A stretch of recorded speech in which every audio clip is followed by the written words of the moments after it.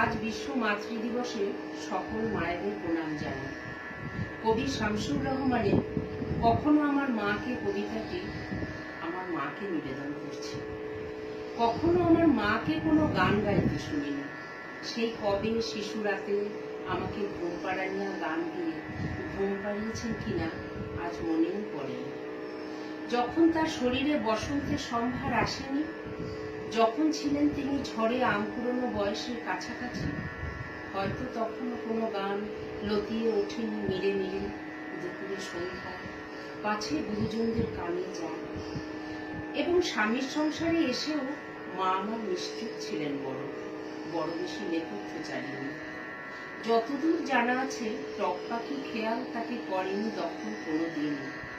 মাছ কোটা কিংবা হলুদ বাটার ফাঁকে বিকেল বেলায় নিকিয়ে উঠোন, ধুয়ে মুছে বাসন কোসন, সেলাইয়ের কলে ঝুঁকে, আলনায় ঝুলিয়ে কাপড়, ছেঁড়া শাঁখের ঋতুপর্ণে মেতে, আমাকে খেলার মাঠে পাঠিয়ে আদরে অবসরে চুল বাঁধবার ছলে কোনো গান গেয়েছেন কিনা এতদিন কাছাকাছি আছি তবু জানতে পারিনি।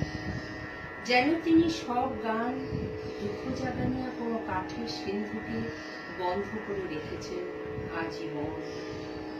এখন তাদের গ্রন্থির শরীর থেকে কালে ভদ্রের সুর, না সুর নয়, ন্যাপথলিনের তীব্র ঘ্রাণ ভেসে আসে।